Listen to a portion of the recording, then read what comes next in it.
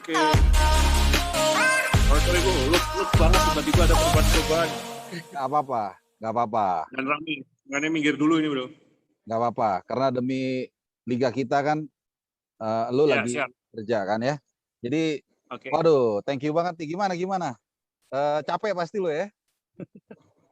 Capek banget 3 hari terakhir, gila. Tidur 3-4 jam semalam, pagi berangkat lagi, ngurus lagi, ada. Itu kantong mata udah ke SBY tuh, Nif. Waduh, Yang penting rezekinya ke SBY ya. amin, ya rabbal alamin. Oke, kabar, kalau gue tanya kabar lu pasti jawabnya capek, ya kan? Ya, Capek, letih, tapi ini kan H-1, jadi gimana deh, gue tanya sederhana dulu lah. Gimana persiapan menjelang H-1 nih? ya, kalau kita ngomong persiapan sampai dengan saat ini bisa dikatakan 80-90% ya. Karena Oke. semuanya udah, stadion sudah beres, perizinan sudah beres, kemudian persiapan yang terkait teknis juga sudah lumayan. Ini sebentar lagi, sekitar 10 menit lagi, tim Persik official training, bis sudah masuk tadi, mereka masih ibadah dulu, setelah itu langsung masuk ke lapangan, dan Bali sudah melakukan official training tadi. Terus Oke. nanti kurang lebih sejam dari sekarang ada gladi resik terkait opening besok sebelum kick off. Jadi sekali lagi kalau kita bicara persentase sekitar 80-90%. Seperti itu Bro.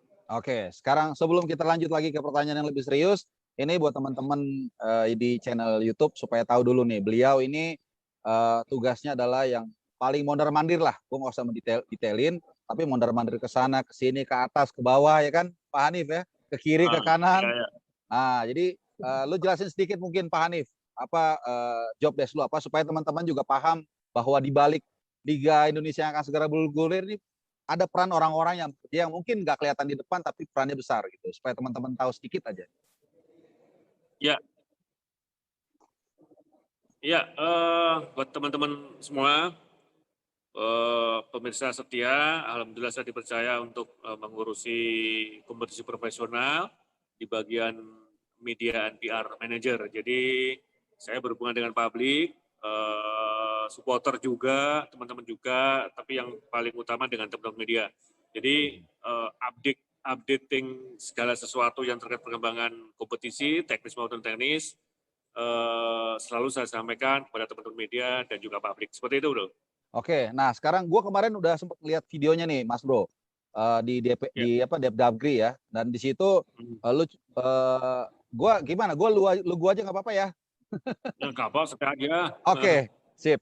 Jadi gue udah nonton di situ, jadi memang udah di round up beberapa hal yang menjadi pertanyaan dari teman-teman, ya. Tapi mungkin lu sedikit lebih bisa bisa review kembali. Pertama soal prokes, kedua soal keamanan, ketiga soal broadcast. Jadi prokes, keamanan, broadcast itu tiga kayaknya yang paling ditanya. Mungkin dari prokes dulu deh. Ya mungkin sedikit aja lo bisa ulas gimana sih prokesnya terkait dengan pertandingan Liga 1 ini. Hampir sama dengan Piala Menpora kemarin ya. Semua yang terlibat dalam pertandingan 299 orang itu harus swab antigen. Nah, perbedaannya sekarang lebih jauh lebih ketat. Saat ini official pemain dan juga panitia panpel ya. Baru saja ini proses PCR H-1. Jadi bedanya di situ. Sekarang lebih ketat lagi. PCR Bro, bukan swab antigen loh, PCR ya. Lebih akurat yang jadi ya. lumayan. Ya, lebih akurat. Jadi sampai sebetulnya itu kami mempersiapkan. Nah nanti itu jadi acuan. Andai kata ada yang terindikasi, maka dia harus dipisahkan dengan yang lain. Karena kita tahu semua di klaster pemain-pemain bola dan juga semuanya sekarang sudah mereka stay di satu hotel yang sudah kita siapkan secara keseluruhan. Jadi ini yang sama dengan Piala Menpora kemarin. Teknisnya tim juga sudah tahu akan sangat ketat sekali. Tidak ada penonton, bahkan sampai ke driver bis yang mengantar pemain keluar masuk stadion pun juga harus swab antigen. Kemudian kendaraan atau bisnya juga harus benar-benar disinfektan, sterilisasi pada pagi hari. Tadi saya ngecek ke beberapa bis yang keluar masuk, ternyata mereka juga disterilkan tadi pagi, disinfektan. Bahkan drivernya juga kemarin sudah PCR. Jadi sampai segitunya ketelitian, ke detailnya.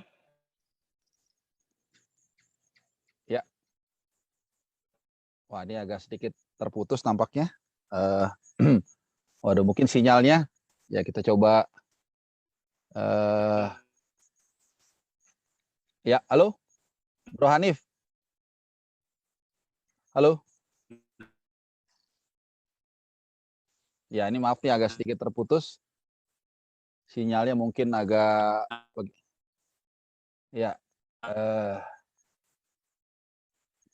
Ya, kelihatannya masih sinyalnya masih bermasalah nih Bro Hanif ya.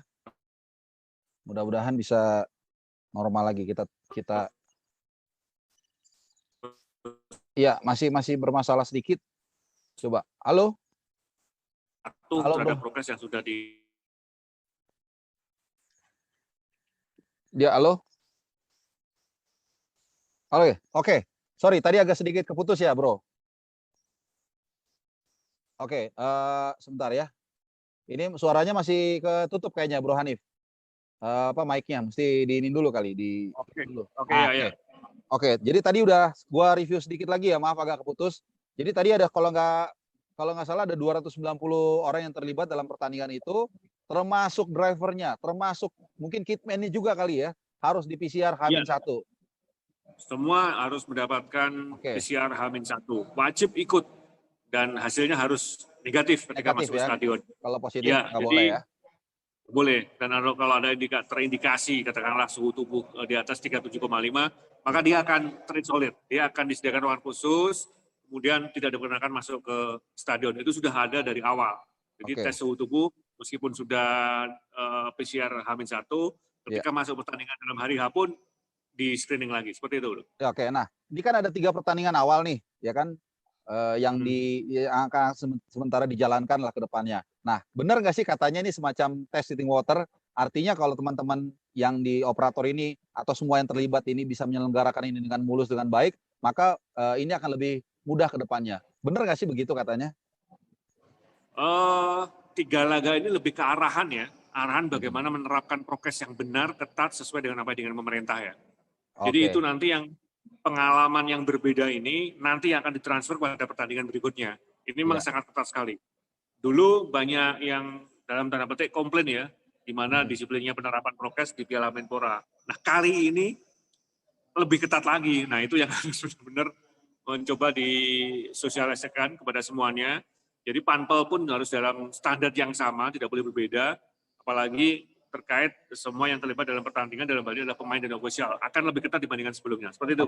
Oke. Jadi ini seperti pertandingan bukan seperti, tapi ini pertandingan resmi, tapi sekaligus juga pilot project bagi nanti dummy untuk pertandingan berikutnya, begitu ya, Bro Hanif ya? Iya. Oke. Iya, seperti itu. Oke, sekarang lanjut lagi ke satu area yang lagi-lagi udah sering dibahas, tapi mungkin supaya penonton tahu soal keamanan. Nah, ini keamanan gini. Kan pasti nanti ada ini kan pertandingan kayaknya sengaja nih dipilih di Jakarta, timnya Bali supaya kayaknya nggak menyemut gitu loh, ya kan? Kalau dipilihnya Persija misalnya main di GBK kan, waduh bisa menyemut gitu. Tapi kan pada dasarnya nanti tim-tim itu kan main home. Misalnya Persib main di Sijalak Harupat lawan siapa. Nah, mengantisipasi penonton itu kan kita tahu mungkin bakal datang ke daerah stadion. Ini dari aspek keamanan gimana? Kami sudah koordinasi dengan keamanan ya, pihak kepolisian. Dalam satu pertandingan nanti ada sekitar 75 personil dan itu memang jumlahnya lebih sedikit dibandingkan reguler, karena reguler ada penonton. Perlu diingat ini tidak ada penonton. Bukan pertandingan dan penonton. Terus di awal kita Bali lawan Persik, statusnya adalah tim juara 2019. Lawan tim promosi. Tim juara, iya promosi juara Liga 2. Nah, perlu diketahui bahwa nantinya pertandingan tidak menampilkan, tidak mempertandingkan tim yang kebetulan berstatuskan sebagai home di tempat yang sama. Jadi Persija tidak akan main di Jakarta. Oh, jadi Persib di random ya? Di Bandung. Ngacak gitu ya? Oh, oke. Karena itu pertandingan tanpa penonton. Terus semua yang membiayai akomodasi dan transportasi semuanya dari operator. Demi asas fair dan keadilan, maka tim tuan rumah tidak akan bermain di kandang mereka sendiri. Termasuk nanti kita di Semarang, PSIS tidak akan bermain di Semarang. Seperti itu nantinya. Oke, jadi Persebaya nggak akan main Gelora Bung Tomo, Arema nggak akan main di Gajayana atau di pokoknya nggak di Malang lah. Arema tidak akan main di Malang. Ini mungkin yang apa namanya banyak mungkin teman-teman belum tahu ya gitu. Jadi nggak ada tim yang akan bermain di home mereka. Oke, gue tahu waktu Bro Hanif udah tinggal dikit lagi, gue akan nyisakan 2 pertanyaan. Yang berikutnya ini agak sedikit serius dan agak sedikit berat. Ini Liga 2 ini kan agak bergeliat nih. Ini sedikit aja agak sedikit feature ya. Liga 2 ini kan agak bergeliat. Kita tahu lah Sultan-Sultan semua pada masuk. Nah, kira-kira sponsornya gimana sih? Jadi ketarik nggak sih ke Liga 2 nih, Bro Hanif? Sekarang sudah ada beberapa perusahaan yang tertarik untuk menjadi sponsor ya, untuk Liga 2 ya. Ini sangat berbeda dengan sebelumnya. Sekarang daternya luar biasa. Kami jelas merespons positif, tapi siapa sponsornya? Tunggu pengumuman resmi nanti. Oke, sekarang gua dikit 1 menit lagi terakhir. Ya, gue tahu lu kayaknya nggak akan mau jawab nih, Bro. Kira-kira siapa 3 tim yang paling berpeluang untuk juara? Ini bertanya saya sebagai nggak usah jawab, nggak usah, gue bercanda. Ya jangan, lu justru jangan jawab. Oke deh, untuk kali ini gue terima kasih Bro Hanif. Gue tahu waktu lu singkat banget, teman-teman juga supaya tahu. Beliau memang sejak berapa hari terakhir memang mondar-mandir, ngecek stadion segala macam lah pokoknya. Jadi gue terima kasih banyak, udah dikasih waktunya, mudah-mudahan bermanfaat, informatif, dan jaga kesehatan terus Bro Hanif ya. Sampai jumpa besok. Thank you ya. Thank you waktunya. Sama-sama. Siap. Salam teman-teman. Bye. Thank you, Bro. Bye.